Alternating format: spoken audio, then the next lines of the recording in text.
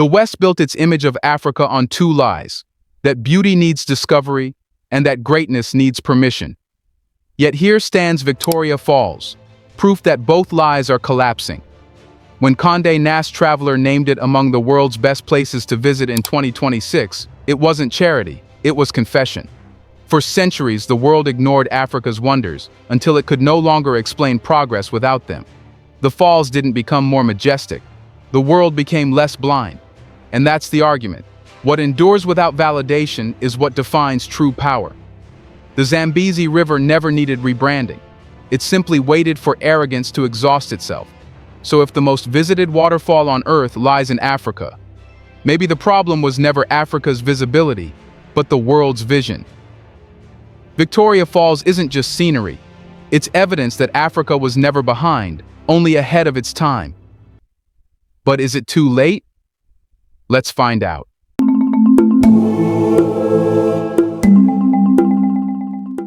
There are places the world can describe, and then there's Victoria Falls. You don't see it, you feel it. For centuries, outsiders tried to pretend that the voice didn't exist. They wrote their travel diaries, planted their flags, and named things they didn't understand. When they reached this place, they called it Victoria Falls, as if royalty could own thunder. But the people who lived here had already named it Mosio Atunya, the smoke that thunders. They didn't need to discover it, they listened to it. That's the difference between those who arrive and those who belong. The falls have been roaring since before Europe learned to sail, before the idea of civilization was twisted into a license to dominate. Yet somehow the same world that heard this thunder insisted Africa had no history. That's the great irony. The oldest rhythm on Earth was shaking the ground in Zimbabwe while textbooks told us Africa was silent. Stand near the edge and you start to understand what the West never could.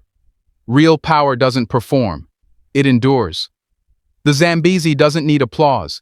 It doesn't brand itself, it doesn't advertise. It just moves, shaping everything around it while asking for nothing in return. That's not just water, that's philosophy.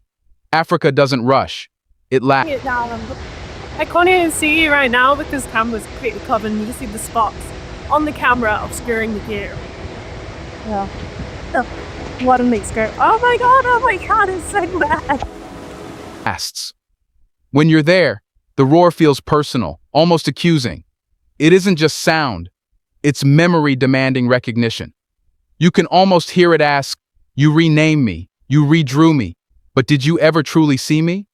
It's not a question that needs an answer, it's one that forces silence, because in that moment you realize who's been blind.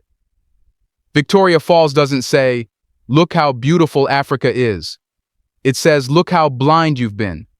The world is finally starting to listen, not because the falls changed, but because lies have a shorter lifespan than rivers.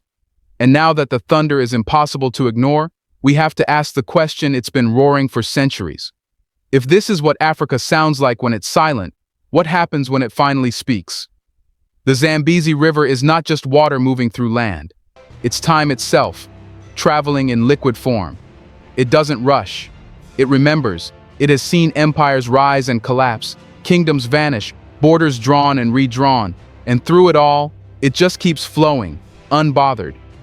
You can tell a lot about a civilization by how it treats permanence. The West builds monuments to be admired. Africa builds truths that don't need introduction. When colonizers reached this river, they thought they'd discovered something new. They saw potential for trade, conquest, and glory. But the river wasn't waiting for them. It had already been sacred for centuries. Its rhythm written into stories, songs, and ceremonies. You can't discover what has already been worshipped. You can only interrupt it. And that's what colonization really was, an interruption to something timeless. The Zambezi just kept moving, refusing to acknowledge intrusions that didn't last. That's where Africa's quiet genius lies, in endurance, not spectacle. The West celebrates speed, competition, and conquest. Africa celebrates rhythm, patience, and balance. The river knows that time itself bends for what refuses to stop. Empires rise through force and fall through fatigue. Rivers don't conquer, they outlast. When the British Empire was proclaiming itself immortal, The Zambezi was already centuries deep into its course, watching history repeat itself like rainfall. Every drop that falls into that current carries a kind of defiance. It doesn't fight the rock. It shapes it. It doesn't roar for attention. It roars for truth. That's what makes this river more than a body of water. It's Africa's way of saying, you can divide the land, but not the spirit that flows beneath it. The Zambezi has survived because it never tried to be anything other than itself. Imagine if the world learned that lesson, how much chaos would vanish if we stopped confusing domination with destiny. You can trace Africa's entire story in that current: every invasion, every exploitation, every attempt to rename or reframe this continent, and yet, the rhythm continues. That's the part outsiders never understood. Africa doesn't resist by confrontation alone. It resists by continuation. Like a river, it bends, reroutes, floods when provoked, and rests when needed. But it never disappears. And when you realize that, something shifts inside you.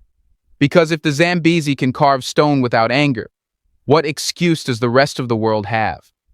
If Africa can endure centuries of theft and still overflow with beauty, who's truly civilized here?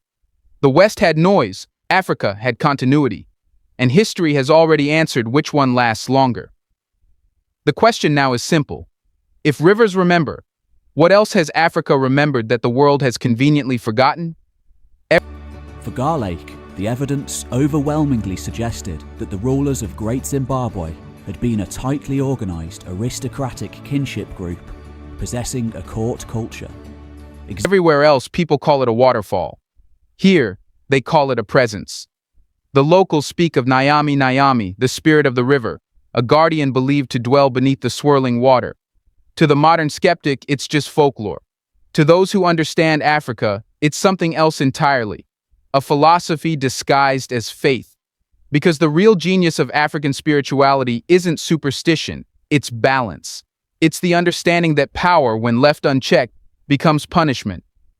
The story of Nyami Nyami isn't about fear, it's about respect.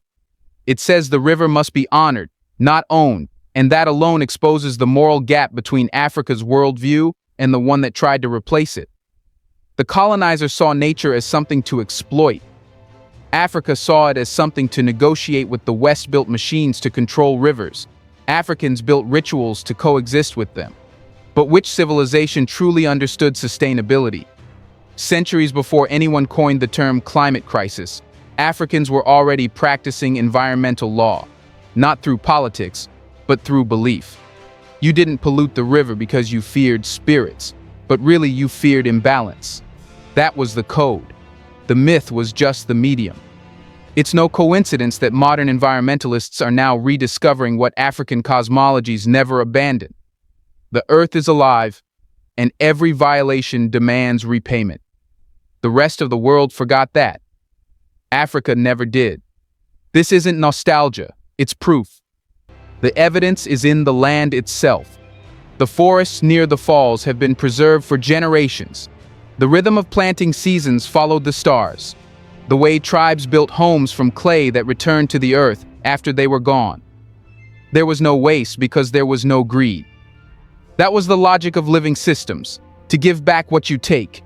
Stand in the midst of Victoria Falls, and you'll feel this truth in your bones. The air tastes alive. The water hits your face like a memory. You realize you're not standing before nature, you're standing inside it. You're part of something that doesn't care about your title, your passport, or your technology. That's the humbling beauty of Africa. It keeps reminding humanity that it's not the center of anything.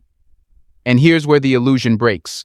The so-called civilized world spent centuries dismissing these beliefs, only to end up desperate for them today. Billion-dollar conferences discuss carbon balance, renewable harmony, and planetary stewardship. All fancy names for what African ancestors called respect. So yes, the world once mocked Africans for praying to rivers, but now it prays for rain. The difference is, one side remembered the relationship, the other forgot the consequences. And that's what the falls whisper through the thunder. Civilization isn't who invented the wheel. It's those who still remember not to run over the world with it. Now the question becomes, If Africa's wisdom has always been the cure, how long will the world pretend it's still sick? Let's pause for a second to say big thank you to the Black Culture Diary community, where Black voices, stories, and legacies are preserved and amplified. By becoming a member, you're not just supporting the channel, you're becoming part of a powerful cultural movement. Let's continue. When Condé Nast Traveler named Victoria Falls among the world's best places to visit in 2026, it sounded like a tourism headline, but it was actually history correcting itself. For years, Africa's wonders have been footnotes in global travel lists, mentioned politely beneath European cities and Western coastlines. But now, the crown is shifting south. This recognition didn't happen because the falls suddenly became more majestic. It happened because the world ran out of excuses not to see Africa clearly. Zimbabwe, the home of this wonder, has been through fire. It's been mislabeled, misunderstood, and underestimated. Yet through every challenge, the country never lost its essence. The recognition of Victoria Falls is not just about beauty. It's a sign that Zimbabwe is being rediscovered not as a warning, but as a winner. The same nation once dismissed as unstable is now setting the standard for adventure, sustainability, and luxury that speaks its own language, African excellence. What's happening in Victoria Falls town today is not a miracle, it's momentum. Locally built eco-lodges powered by solar energy, Zimbabwean-owned travel companies creating jobs for thousands, and homegrown guides who speak with pride instead of apology. For the first time, the world is seeing Zimbabwe not through the lens of crisis but through the reality of competence. The Condé Nast ranking is proof that truth eventually breaks through distortion. Even more powerful is why this recognition matters now. Travelers aren't coming just for waterfalls, they're coming for authenticity. The Western world is drowning in artificial experiences, digital filters, and over-commercialized tourism. Zimbabwe, by contrast, offers something rare, raw, unfiltered nature, and people whose pride in their land makes every visitor question what luxury really means.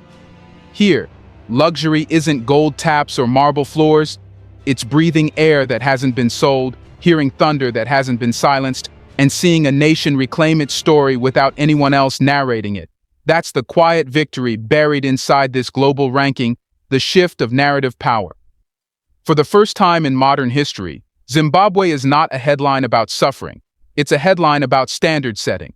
It's proof that Africa's greatness doesn't need explanation, it only needs attention. So when you read that Victoria Falls has been named one of the best places to visit in 2026, understand what that really means. It means the story of Africa is no longer being told in the past tense. The continent that was once spoken about like a tragedy is now being recognized as the planet's next masterpiece. And the question that rises with the mist is simple but unstoppable. If the world is finally giving Zimbabwe its flowers, what happens when it realizes the whole continent is a garden? Here's a reminder to please like and share the video and subscribe to our channel to watch more videos on Black culture, history, civilization, and identity. Let's continue now. Power used to mean ownership. Now it means recognition. Who gets seen, who gets celebrated, who gets remembered. That's where Victoria Falls changes the equation. You can't colonize thunder, and you can't silence the truth that shakes the ground.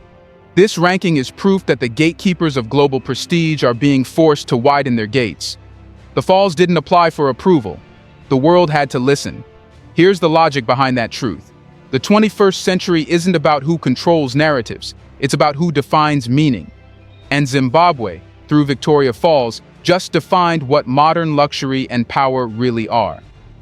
While the world builds fake islands and glass towers, Zimbabwe reminds it that no architecture can outshine authenticity. You can't replicate something that was written by time itself. The roar of the falls doesn't just draw travelers, it draws humility. It's a reminder that power without balance is collapse, that strength without soul is noise, and that's where Africa has the upper hand. Western systems taught power through domination. Africa teaches it through continuity. The Zambezi doesn't destroy. It shapes, it doesn't command. It transforms. That's the law of the falls. Real power is not violent, it's vital. It doesn't demand submission, it creates renewal. Zimbabwe's recognition isn't about tourism. It's about the global system finally understanding that soft power, cultural, natural, and spiritual, lasts longer than any military or economy built on extraction. You see it already. Investors are calling it Africa's tourism moment. Media outlets are scrambling to feature the new Zimbabwe. But beneath the headlines is a deeper truth. The continent no longer needs to sell itself to the world. The world now needs to keep up with Africa. Travelers don't come here to escape life. They come to remember what living feels like. The falls prove a lesson to the world. Greatness doesn't have to conquer to lead. You can't compete with something that simply is. And now that Zimbabwe's voice has joined the global chorus, not as a guest but as a pillar, the conversation has changed. The smoke still thunders, and this time, the world is listening not as savior but as students. Because if power is the ability to move people without force, then Africa, through Victoria Falls, has just shown the world what true leadership looks like. The world is finally waking up, and it's realizing something it never wanted to admit. Africa doesn't need validation. It never did. When Condé Nast Traveler ranked Victoria Falls among the world's best places to visit in 2026, the story wasn't about a magazine list. It was about a shift in consciousness. Because that ranking didn't elevate the falls, it exposed the blindness of the world that took this long to see it. For centuries, travel and prestige were dictated by power, not beauty. Paris was romantic because the West said so. New York was important because money lived there. Africa's wonders, though older and grander, were seen as exotic, beautiful, but distant. That's over now. The inclusion of Victoria Falls in the world's top destinations isn't a gesture. It's an admission. The curtain has fallen and the truth is too loud to hide. The smoke still thunders and the echo says, the world's future begins where it once refused to look. Because here's the reality. We live in an age where people are tired of plastic perfection. The world is suffocating under its own inventions. Artificial food, artificial light, artificial success. And what they crave now isn't another skyscraper or luxury brand. They crave something that can't be manufactured. Authenticity. That's what Africa offers in abundance. Victoria Falls isn't just a tourist attraction. It's therapy for the modern soul. It's proof that the earth still remembers how to be magnificent without man's permission. That's why this recognition matters so much. It's not just a win for Zimbabwe, it's a reminder that Africa is the standard, not the supplement. The continent that once powered the world through its minerals is now beginning to inspire it through its meaning. People aren't traveling here to take, they're coming to understand. They want to feel something that can't be downloaded, something that humbles them, something that whispers, this is where everything began. And maybe that's what frightens the old world. The idea that Africa's resurgence isn't loud or chaotic. It's calm, confident, inevitable. The same land that was colonized for its resources now commands attention for its resilience. The same nations that once lectured about progress now hold the blueprint for sustainability. The same people once portrayed as followers are leading the cultural, ecological, and spiritual future of the planet. Victoria Falls is the symbol of that turn. It isn't rising, it's revealing.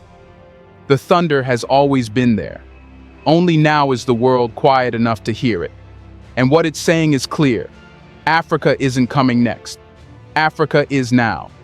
So when travelers step onto the Zimbabwean soil in 2026, chasing the roar and mist of the falls, they won't just be witnessing a wonder.